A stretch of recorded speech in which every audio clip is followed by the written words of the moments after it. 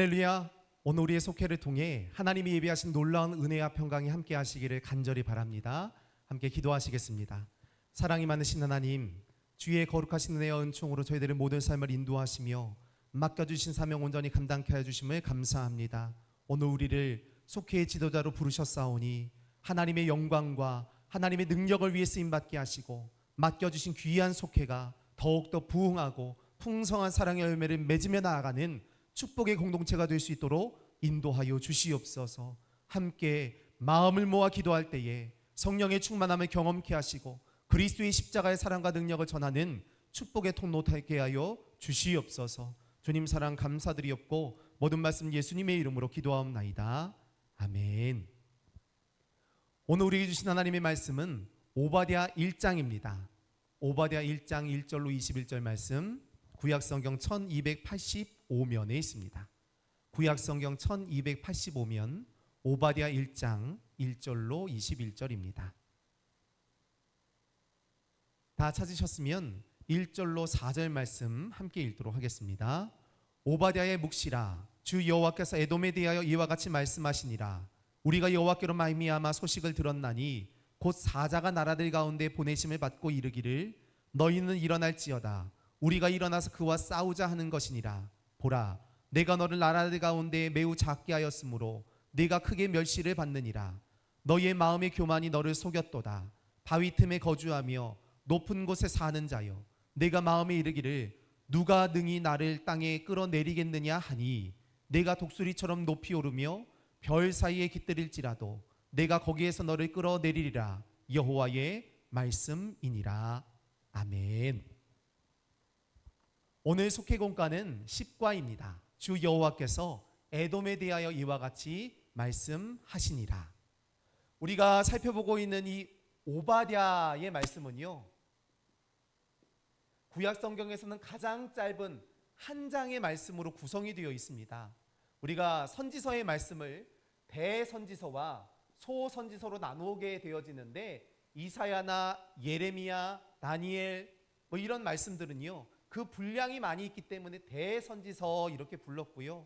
나머지 12개의 선지서들은 호세아부터 시작하여 말라기까지의 선지서는 우리가 소선지서 이렇게 부릅니다. 대선지서가 더 중요하다라고 하는 개념이 아니라 그 분량에 따른 구분이었던 거죠.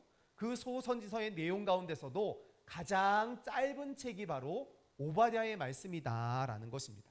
오바댜라고 하는 이름의 뜻은요, 여호와의 종 이런 의미가 있고요, 여호와를 섬기는 자라고 하는 뜻이 있습니다.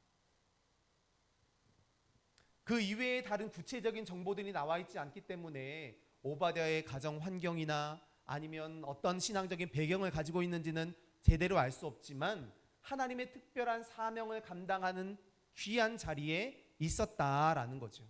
예루살렘 함락 직후에 활동했던 것으로 보여지게 되는데, 이 오바댜는 한 장의 짧은 말씀이지만 두 가지의 구분으로 나눌 수가 있습니다.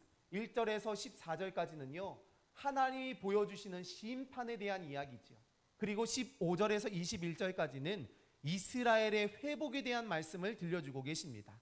그러니까 다른 선지서들의 말씀과 동일하게 하나님의 분명한 주권적인 역사 속에 심판이 이루어지고 그 속에서도 하나님이 어떻게 유다의 백성들을, 이스라엘 백성들을 회복시키실 것이냐, 여기에 대한 말씀을 우리에게 들려주고 있다라는 것입니다.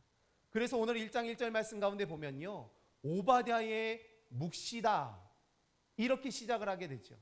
묵시라고 하는 말도 있고 계시라고 하는 말도 있습니다.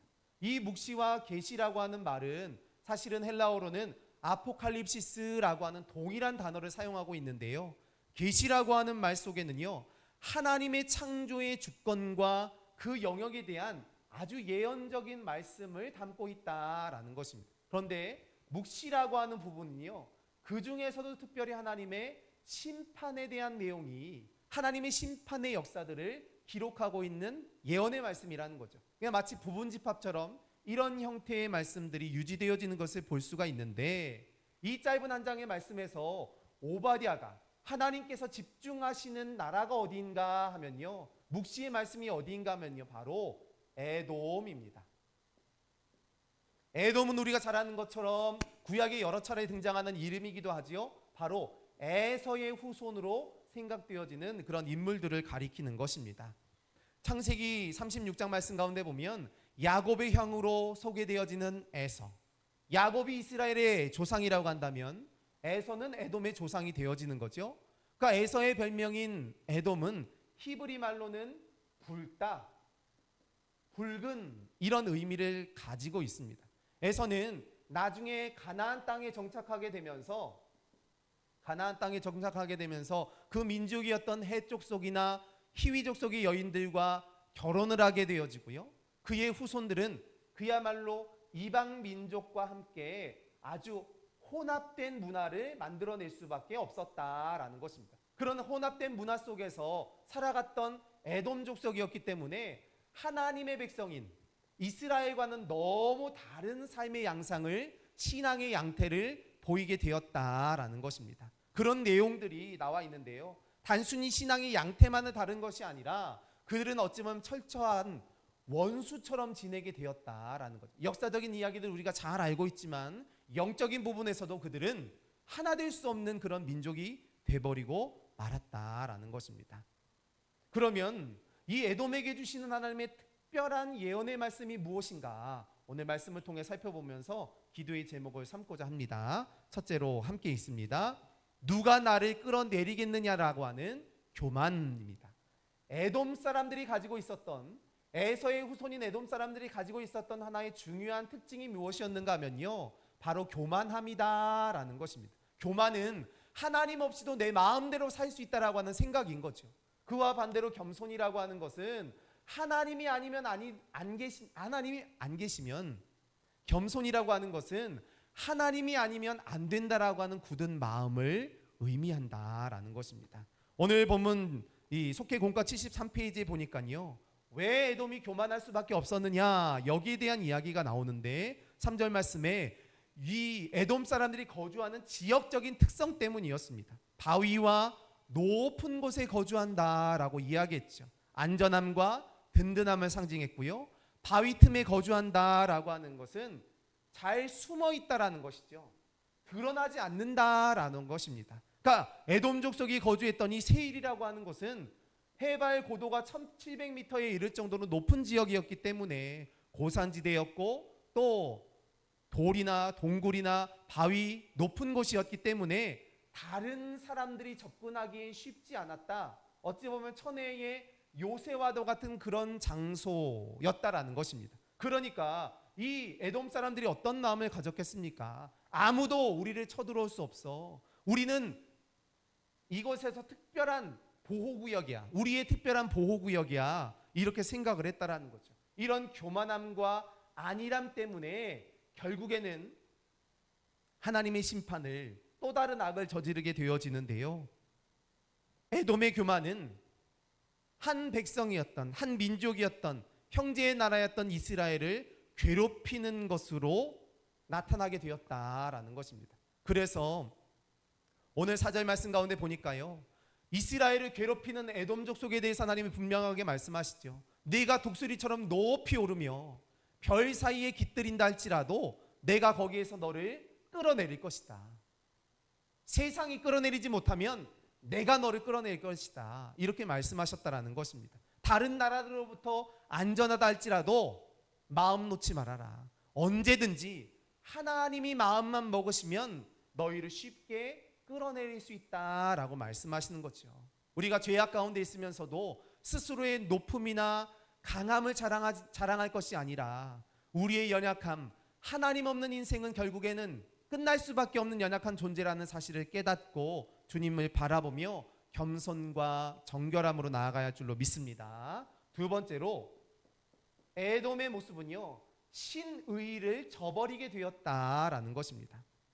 에돔에게 심판이 선언된 구체적인 이유는 형제인 야곱, 곧 유다에게 매우 포악했기 때문이다. 이렇게 말씀하고 있는데요. 형제 국가이면서도 서로 신뢰하거나 의지하지 아니하고 의리를 지키지 아니하고 예루살렘이 함락되던 날에요, 유다를 짓밟았다라는 것입니다. 11절 이하의 말씀 가운데 보면 예루살렘이 함락되던 날 에돔의 모습을 묘사하고 있는데, 오바댜는 그들의 죄가 점점 강성해지고 있다는 것을 이야기하거든요. 처음에 에돔은 그냥 방관했다라는 것입니다. 지켜보고 말았다라는 거죠. 남들이 뭐라고 하나 지켜봤다라는 것입니다. 그런데 곧 그 방관이요, 조롱으로 바뀌게 되었고요. 그 조롱함이 결국에는 유다의 백성들을, 이스라엘 백성들을 약탈하는 지경에까지 이르게 되었다라는 것입니다. 죄를 방관하고 악을 방관하는 것으로 끝날 것으로 생각했지만, 결국에는 그 악한 마음이 점점 강성해지고 다른 사람들을 향한 피해, 또 폐해를 끼치게 되었다라는 것입니다. 오늘 75페이지 말씀 가운데 보니까 형제와 이웃에게 가해지는 악을 방관하고 그 고통에 자신이 전혀 관련이나 책임이 없다고 여기는 것은 하나님이 보시기에 죄입니다. 죄악에 대해 침묵으로 동조했기 때문이라는 것입니다. 그래서 오늘 본문의 말씀 가운데 보니까 11절 말씀에 너도 그들 중에 한 사람이다, 너도 다를 게 없다, 똑같다라는 것입니다. 방관하는 자나 침략하는 자나 못살게 구는 자나 다 매한가지라는 것입니다. 결국에는 그들의 마음이 바뀌었으니까요. 결국에는 유다의 백성들, 형제의 나라를 못살게 굴고 약탈하는 신의를 저버리는 행동을 서슴지 않았다라는 것입니다. 이렇게 에돔은 이스라엘과 굉장히 오랜 갈등 관계에 있었죠. 출애굽기 15장 말씀과 민수기 20장 말씀 가운데 보면 모세가 이끄는 이스라엘 백성들이 출애굽한 다음에 가나안 땅으로 들어가는데 에돔 땅을 통과하고 가면 금방 갑니다. 그런데 에돔 왕이 이것을 거부하는 사건이 나오게 됩니다. 결국에는 두 민족이 긴장관계, 불신관계를 보일 수밖에 없었다. 다윗은 나중에 에돔을 정복하여 지배하였고요, 솔로몬 왕 역시도 통치하였는데, 솔로몬이 죽고 난 다음에 이 에돔은 독립하게 되면서 이스라엘과 여러 차례 충돌할 수밖에 없었다라는 것입니다. 이런 상황 속에서 결국엔 형제에 대한 신의를 저버리고 하나님에 대한 신실함을 저버리고 자기 마음대로 살아갔던 에돔은 하나님의 심판을 받을 수밖에 없었다라는 것입니다. 세 번째로 함께 읽습니다. 심은 대로 거두는 법칙입니다. 75페이지에 보니까 바울이 사람이 무엇으로 심든지 그대로 거두게 된다 이야기했던 것처럼 인생은 심은 대로 거둔다라는 것입니다. 15절 말씀에 여호와께서 만국을 벌할 날이 가까워왔나니 내가 행한 대로 너도 받을 것인즉 내가 행한 것이 내 머리로 돌아갈 것이다. 에돔 역시도 이스라엘이 당했던 것처럼 똑같은 아픔을, 똑같은 어려움을 만날 수밖에 없다는 사실을 분명하게 이야기하고 있는 거죠. 그러니까 예루살렘이 정복당할 때에 방관했던 이 에돔은요, 동맹국에게 배신과 또 어려움을 당하게 됩니다. 유다를 곤경에 빠뜨렸거든요. 조롱했죠. 어려움 가운데 빠뜨렸습니다. 그때 결국에는 유다를 멸시하며 방관하고 결국에는 포악함으로 그들을 못살게 굴었던 이 에돔 나라 역시도 멸절당하게 될 것임을 분명하게 말씀하셨다. 바벨론 왕이었던 느부갓네살에 의해서 멸망하게 되죠. 신약 시대까지 약간 명맥을 유지하다가 결국에는 완벽하게 그 자취를 잃어버리고 말았다라는 것입니다. 76페이지에 보니까 오바댜는 에돔뿐만 아니라 열방 곧 만국이 범한 죄를 심판하실 여호와의 날을 선언하면서 하나님께서 당신의 주권으로 온 세상을 다스리고 계심을 분명하게 말씀하고 있는 것입니다. 하나님이 의를 세우실 수 있는 분이라는 사실을 말씀하신다는 거죠. 하나님의 주권이, 하나님의 역사가 이 땅 가운데 이루어지게 될 때 아무리 교만한 에돔이라 할지라도, 아무리 잘 나가는 것처럼 보이는 사람들이라 할지라도 결국에는 하나님의 공의와 정의 앞에 무너져 내릴 수밖에 없다, 쓰러져 버릴 수밖에 없음을 분명하게 말씀하고 있다라는 것입니다. 결국 하나님은 하나님의 백성들을 멸시하며 조롱하였던 이방의 민족들을 반드시 심판하실 것이며, 세상 속에서 우리 그리스도인들이, 하나님의 백성들이 얼마나 소중하고 귀한 존재인지를 밝히 드러내도록 만들어 주시는 줄로 믿습니다. 세상에서 심은 대로 거두는 법칙이 있는 것처럼 우리 믿음의 세계 안에서는요, 우리의 행한 대로 거둘 수밖에 없는 하나님의 법칙이 존재하게 되는 줄로 믿습니다. 오늘 이 하나님의 분명한 심판의 메시지가 두렵지 않은 것은 우리의 이야기가 아니니까요. 하나님은 분명 에돔에 대해서는 심판하시지만 이스라엘 백성들에 대해서는 회복의 말씀을 주시겠다라고 이야기하십니다. 여호와의 날이 임하게 되면 그날은 에돔에게 심판이지만 하나님의 백성들에게는 영광을 회복하는 은혜의 날이 될 것임을 말씀하시는 거죠. 아모스에도 우리 오바댜에서도 이 여호와의 날이라고 하는 중요한 주제를 통해 하나님의 회복의 의지를 발견할 수 있다라는 것입니다. 오늘 이 분명한 믿음과 신앙으로 하나님을 의지하며 하나님을 바라보며 온전함으로 따라가서 세상 속에 휩쓸리지 아니하고 진리와 소망 되시는 주님만을 바라보는 거룩한 삶, 능력의 삶이 되어지시기를 간절히 축원합니다. 기도하시겠습니다.